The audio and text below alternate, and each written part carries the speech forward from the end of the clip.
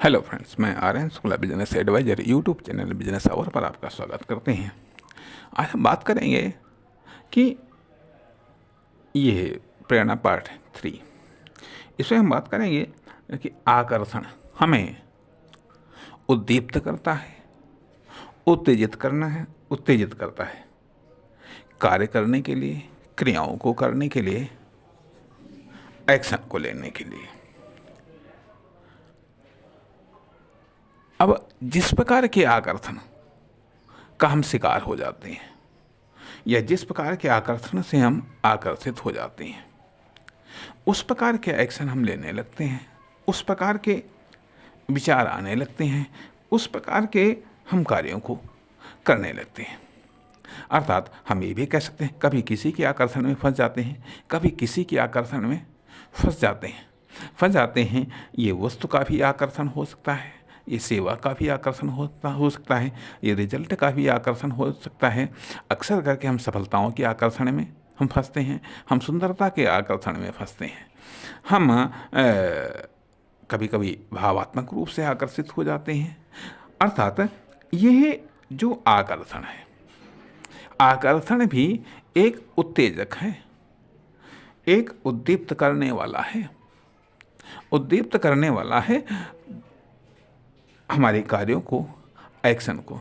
अब ये भी सवाल उठता है कि आखिरकार कौन सा आकर्षण हमें उद्दीप्त करता है, उत्तेजित करता है या फिर कार्यों को करने के लिए आकर्षित करता है या प्रेरित करता है। कुछ अच्छे आकर्षण भी होते हैं, कुछ खराब आकर्षण भी होते हैं। कुछ अच्छे कार्यों के लिए उद्दीप्त करते हैं, कुछ खराब कार्यों के लिए उद्दीप्त करते हैं। कहने का अर्थ यह बनता है। और कुछ ऐसे भी होते हैं जो न्यूट्रल होते हैं, जो किसी भी प्रकार की उत्तेजना को पैदा नहीं करते हैं।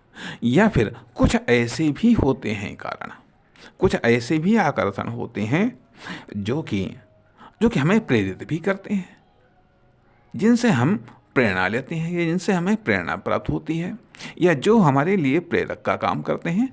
तो सवाल ये भी उठता है कि आकर्षण भी, यदि आकर्षण स्लो है तो हम उत्तेजित नहीं हो सकते हैं। यदि आकर्षण स्लो है तो हमारे कार्य जनरेट नहीं होंगे। अर्थात वो आकर्षण जब प्रबल होते हैं तो हमारे दिमाग में हलचल पैदा करते हैं। जब दिमाग में हलचल पैदा होती है तो उससे विचार जनरेट होते हैं, विचार से प्लान जनरेट होता है, प्लान से एक्शन जनरेट होता है। तो अर्थात इसीलिए कहा जाता है कि जो इंसान नीरस हो गया है, जिसके अंदर कोई आकर्षण उसको आकर्षित नहीं करता है, तो वह बिल्कुल असहाय, लुंज पुंज असहाय, यह कह लीजिएगा शारीरिक या मानसिक रूप में स्वस्थ होने के बावजूद भी वो अपाहिज की तरह होता है।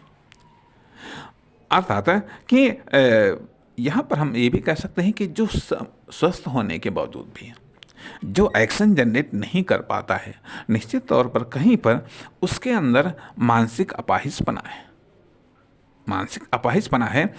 उसका कारण ये भी है कि जो कुछ भी आकर्षण है या जो कुछ भी आपके आसपास में है, यदि उससे आपको आकर्षित नहीं कर पा रहा है, उत्तेजित नहीं कर पा रहा है या खराब उत्तेजित कर रहा है या बहुत खराब उत्तेजित कर रहा है, आखिरकार उसका रोल क्या है, उसके किस आकर्षण से आप फंस रहे हैं, किस आकर्षण से आप आकर्षित हो रहे हैं, किससे आप प्रेरित हो रहे हैं, किससे आप नहीं प्रेरित हो रहे हैं। क्या उसका प्रभाव न्यूट्रल है? अर्थात जो आपका साइड है, जो आपका कैश करने का है, जो आपको पावर को कैश करने का है मेथड है, तरीका है, वो किस प्रकार का है।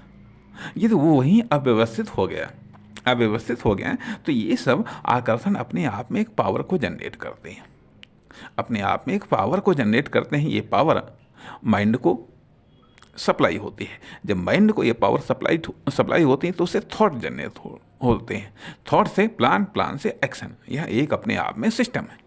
तो कहने का अर्थ यह, यदि आपके एक्शन स्लो हैं, यदि आपके कार्य स्लो हैं, यदि नहीं हो रहे हैं या वर्किंग गैप आ रहा है, तो उसके पीछे कहीं ये तो नहीं है कि आकर्षण की शून्यता या आकर्षण से आकर्षित होने की जो पावर है वो शून्य हो गई है, ये शून्य के आसपास हो गई है।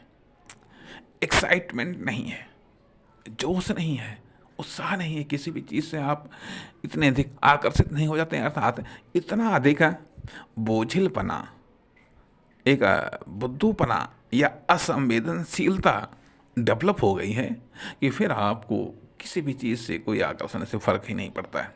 अर्थात आकर्षण से आकर्षित होने की जो कैपेसिटी है वो इतनी अधिक डाउन हो गई है कि न बड़े आकर्षण होंगे जिनसे आप आकर्षित होंगे, छोटे आकर्षण आपको आकर्षित नहीं कर पाएंगे, परिणाम आपके एक्शन स्लो हो जाएंगे, डाउन हो जाएंगे। इसलिए आपको अपनी उस कैपेसिटी में कहीं ना कहीं सुधार करना है, कहीं ना कहीं उसमें संशोधन करना है, कहीं ना कहीं उस बीमारी का आपको इलाज करना है जिसके कारण आप आकर्षित नहीं हो पाते, जिसके कारण आप उत्तेजित नहीं हो पाते हैं, जिसके कारण आपके एक्शन जनरेट नहीं हो पाते हैं। इसलिए यहाँ पर ये ज़रूरी है, दो फैक्टरों पर हम ध्यान देना चाहेंगे कि एक तो वो चीज़ कि वो क्षमता, जिस क्षमता से आप उत्तेजित होते हैं कार्य को करने के लिए, अर्थात वो एक ऐसा कहिएगा टूल्स हमारे दिमाग में, हमारी बॉडी में है जो आकर्षण से एक्टिव होता है। जब वो आकर्षण से एक्टिव होता है तो वह एक ऊर्जा को जनरेट करता है, ये ऊर्जा माइंड को जाती है और उस ऊर्जा से माइंड में थॉट जनरेट होते हैं। जब थॉट जनरेट होते हैं तो प्लान जनरेट होता है, प्लान से एक्शन जनरेट होता है। तो यहाँ पर जो वो पार्ट है जो वो पावर जनरेट करता है, एक आकर्षण से प्रभावित होकर के, आकर्षण से आकर्षित होकर के, यदि वो पावर नहीं जनरेट कर पा रहा है तो इसका अर्थ है कि उसकी पावर जनरेटिंग कैपेसिटी वो कुंद पड़ गई है, मंद पड़ गई है, स्लो पड़ गई है, या फिर उन सारे के सारे वही परिवेश जो आपके आसपास है उसको देखते देखते आपने उसको इस बोरिंग स्टेज पर ले आए कि अब उसमें आपको कुछ नवीनता दिखाई नहीं देती, उसमें सब पुरानापन दिखाई देता है, उसमें सब आपको बोझिलपना दिखाई देता है, उसमें कोई नई सृजनशीलता दिखाई नहीं देती है, जिसके कारण आप एक्साइटमेंट नहीं हो पाते। परिणाम ये होता है कि आपके अंदर वो उत्साह, वो उमंग क्रिएट ही नहीं हो पाती, वो खुशी जनरेट ही नहीं हो पाती जो इनसे जनरेट होनी चाहिए। अर्थात इससे आपकी अपनी इंटरनल वर्किंग कॉस्ट बढ़ जाती है, आपकी इंटरनल वर्किंग कॉस्ट बढ़ जाती है। फिर इसके आप उत्तेजित होने के अदर्स ऑप्शंस तलाश करने लगते हैं कि शायद पैसे से हो सकता है, शायद सफलता से हो सकता है, शायद अन्य किसी सही या गलत कार्यों या पदार्थों से हो सकता है। फिर आप अदर्स ऑप्शंस देखने लगते हैं, अर्थात उत्तेजक ऑप्शंस, प्रेरक ऑप्शंस, आवश्यकताजन्य ऑप्शंस, ये कई प्रकार के ऑप्शंस होते हैं। तो यहाँ पर एक तो हम बात करते हैं कि उस पदार्थ की जो हमारे अंदर है, जो किसी आकर्षण से उत्तेजित होता है और वह एक विशेष पावर को जनरेट करता है। दूसरी चीज़ जो आकर्षण है, जो पदार्थ हैं, उनके आकर्षण से हम आकर्षित नहीं हो पाते, अर्थात क्या उनके अंदर आकर्षण की पावर कम हो गई है या हमारी फीलिंग्स पावर कम हो गई। अर्थात यहाँ पर एक फीलिंग्स पावर आती है। फीलिंग्स पावर अर्थात हम उन आकर्षण से कितना फील होते हैं, कितना फील करते हैं, कितना ज़बरदस्त फील करते हैं, कितना ज़बरदस्त फील करना चाहिए। हम खुश होने से क्यों डरते हैं, क्यों भयभीत होते हैं, क्यों हम खुशी को इजहार नहीं करते हैं, क्यों हम अपने एक्साइटमेंट को रोके रखते हैं, क्यों कंट्रोल करते हैं। हमें किसको कंट्रोल करना चाहिए, किसको नहीं कंट्रोल करना चाहिए। क्या हमारी कंट्रोलिंग कैपेसिटी अव्यवस्थित हो गई है तो उसे व्यवस्थित करना है, अर्थात हमें पॉजिटिव एक्साइटमेंट को अभिव्यक्त करना है, निगेटिव एक्साइटमेंट को कंट्रोल करना क्यों ऐसा हो रहा है आदि इस पहलू पर भी गौर करने वाली बात है। नमस्कार, धन्यवाद।